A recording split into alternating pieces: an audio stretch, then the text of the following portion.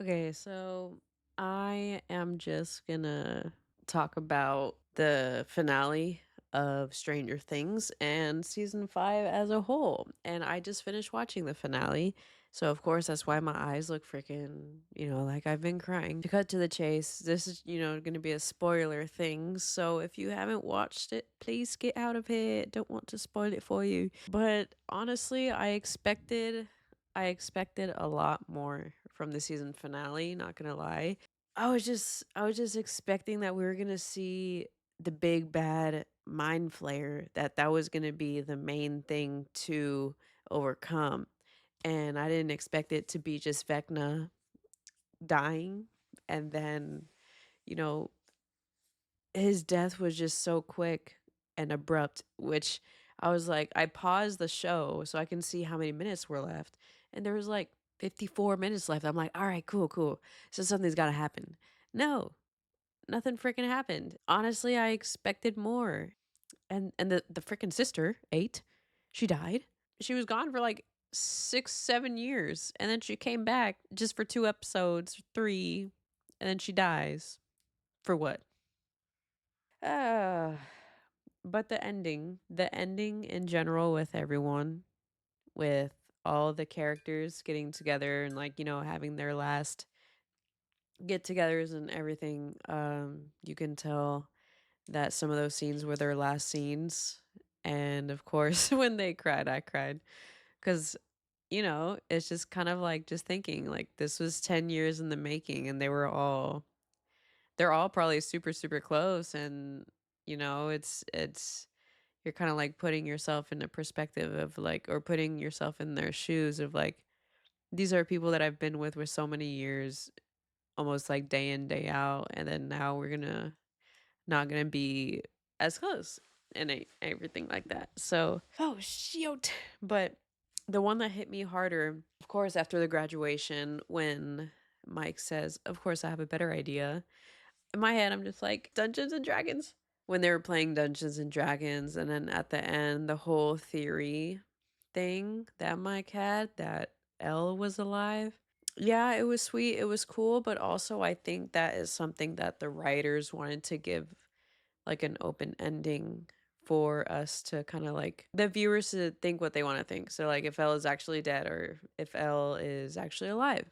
I think she's dead because of course when the disc and the explosion happened, 8 was in the building. So of course she couldn't have held 11 as long as she could if that was like the vision thing, cuz she would have died.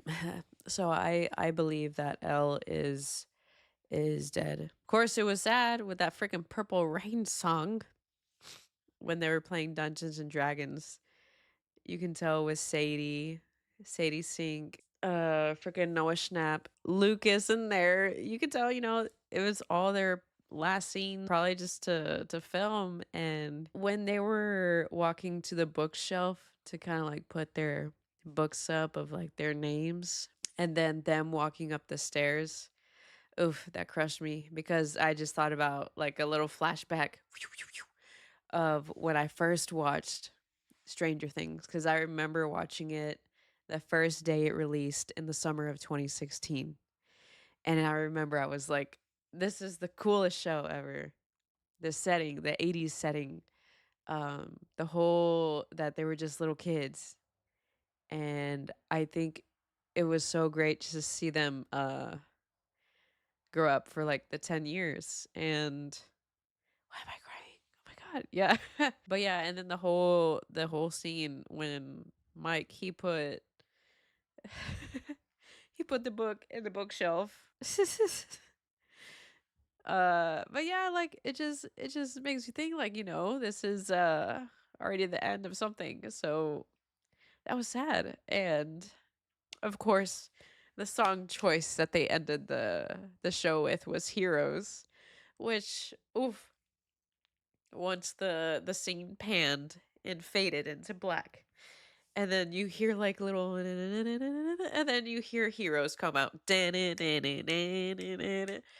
Oh my gosh, I love that song.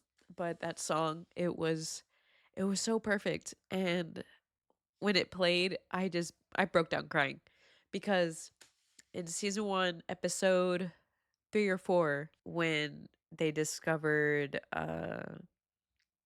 the Demogorgon in the wall and then Will's body, you hear the song Heroes, but the Heroes song is in a more sad version with like the orchestra. How one they had that song in season 1, but it was a sad version.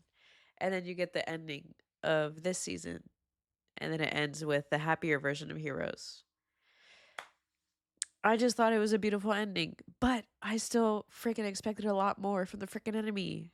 Um, like what the frick? Story wise, from season 5, I would probably get it like on a scale of 1 to 10. I would probably give it like a 6, I would say.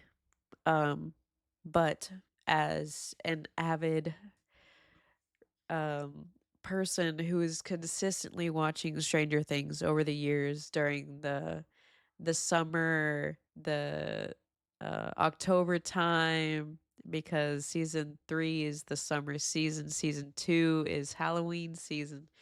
So I would just always be on the rewatch, and as a Stranger Things lover, I gave it I will give it like an 8, but story of season 5, I'll give it a 6.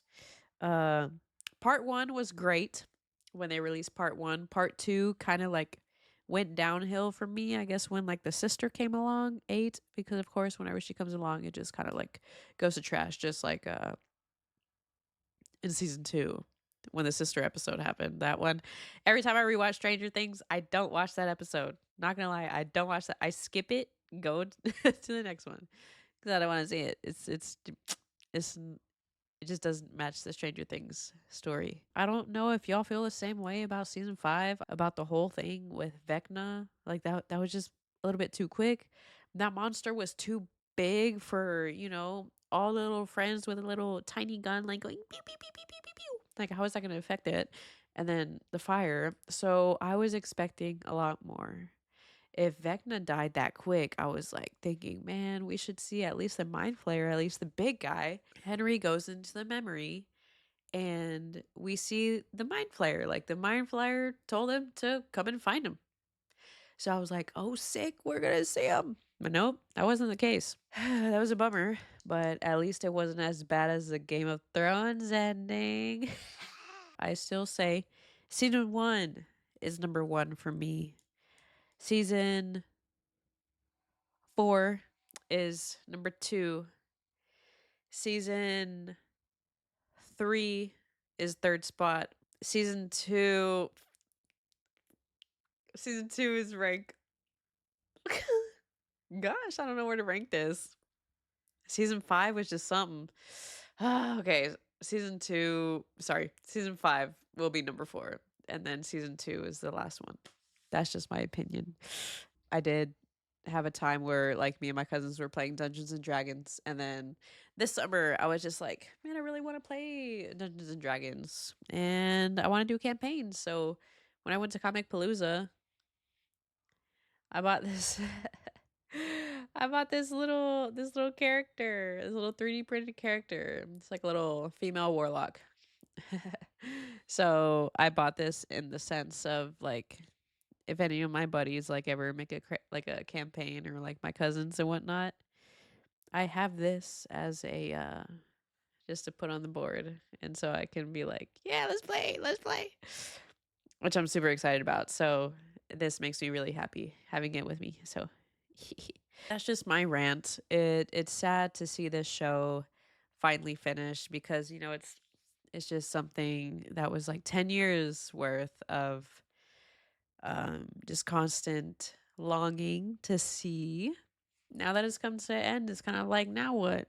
I hope you guys enjoy the video of me freaking being sentimental. Gonna end it short, just like Vecna's fight. Okay, I was like, life is good. All right, guys, see you later.